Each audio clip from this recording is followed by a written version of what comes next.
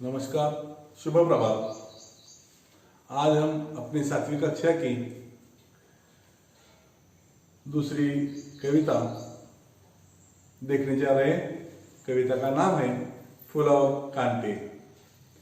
इस कविता के कवि हैं अयोध्या सिंह उपाध्याय। हरिओम। कवि का परिचय। इनका जन्म 1865 आजमगढ़ उत्तर प्रदेश में हुआ है। मृत्यु 1947। इनकी रचनाएं हैं प्रिय प्रवास, पद्य कुसुम, वैदेही वनवास, अधखिला फूल, प्रेम कांता आदि। अयोध्या सिंह उपाध्याय जी का खड़ी बोली हिंदी में प्रारंभिक कवियों में मूर्धर में स्थान है। आप हिंदी के एक आधार स्तंभ है। प्रस्तुत कविता में कवि ने यह स्पष्ट किया है कि मनुष्य विशिष्ट कुल में जन्म लेने से नहीं बल्कि अपने कर्मों से ही बड़ा बनता है। तो चलो आज हम देखते हैं कविता। तो इस कविता में फूल और कांटे के माध्यम से कवि ने व्यक्ति के व्यवहार के विषय में बताया है। उच्च कुल में जन्मे व्यक्ति का दूसरों के प्रति व्यवहार यदि उचित नहीं है तो उसकी कुलीनता को समाज कभी सम्मान नहीं दिया करता। देखते हैं कविता। है जन्म लेते जग में एक ही पौधा उन्हें है पालता। रात में उन पर चमकता चांद भी एक सी चांदनी है डालता। फूल और कांटे दोनों एक ही स्थान पर जन्म लेते हैं। एक ही पौधे पर वो दोनों पलते हैं। रात के समय जब चांद अपनी शीतल चांदनी फैलाता है तब वह फूल और कांटे दोनों में फर्क नहीं करता, दोनों को वह समान रूप से देता है।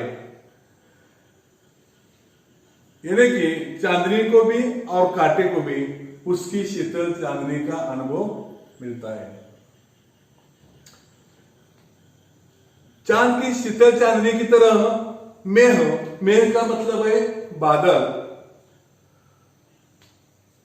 मेघ उन पर है बरसता एक सा, एक सी उन पर हवाएं है बनी। पर सदा ही यह दिखाता है हमें ढंग उनके एक से होते नहीं। जब बादल पृथ्वी पर जल बरसते हैं तो दोनों पर समान रूप से बरसाते हैं। जब प्यारी हवा बहती है वह भी दोनों पर से समान रूप से बहती है। परंतु एक जैसी परिस्थिति होकर भी कांटा और फूल उनका स्वभाव एक सा नहीं होता है। उनका स्वभाव भिन्न प्रकार का होता है। आप फूल और कांटा दोनों को जानते हैं। छेद कर कांटा, छेदना, घायल करना। कांटा किसी की उंगलियां फाड़ देता है, किसी का वरवसन। वरवसन ने श्रेष्ठ सुंदर। प्यारी डूबी तितलियों के पर कतर, भोर का है वेदिता श्याम तन। देखो कांटा, जब हम फूल तोड़ने जाते हैं या फूल की खुशबू लेने जाते हैं, हाथ लगाते हैं तो कांटा हमारी उंगलियों को छेद देता है। कांटा किसी की उंगलियों को छेद कर घायल कर देता है, किसी के सुंदर वस्त्र फाड़ देता है। जब फूलों पर आकर्षित होकर सुंदर तितलियां प्यार से फूलों के पास आती है तो कांटा उनके पंखों को काट देता है, भौर के शरीर को छेद देता है। श्याम यानी काला, तन यानी शरीर। फूल लेकर तितलियों को गोद में, भौर को अपना अनूठा रस पिला, निज सुगंध ओ निराले रंग से, है सदा देता कली जी की खिला। अनूठा का मतलब है निराला, अनूठा का मतलब निराला है। देखो दूसरी ओर तितलियों को प्यार से गोद में लेकर जगह देता है। कौन देता है? फूल देता है। भौरों को फूल अपना रस पिलाता है। अपनी मधुमाती सुगंध और रंगों की निराली छटा से सभी के मन को फूल प्रसन्न कर देता है। खटकता एक सबकी आंख में, दूसरी है सोचता सूर शीश पर। किस तरह कुल की बढ़ाई काम दे, जो किसी में हो बड़प्पन की कसर।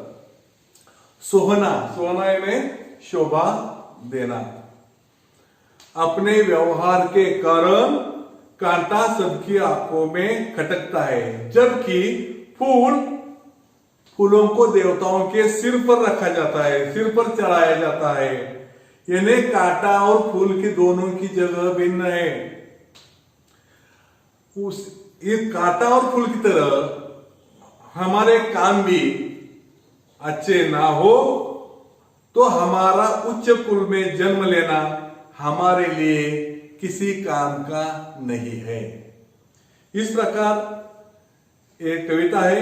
तो इस कविता से हमें यह मिलती है कि हमारे व्यवहार भी अच्छे हो, अच्छे कर्मों के कारण समाज हमें अच्छाई बड़प्पन देता है, सम्मान दिलाता है।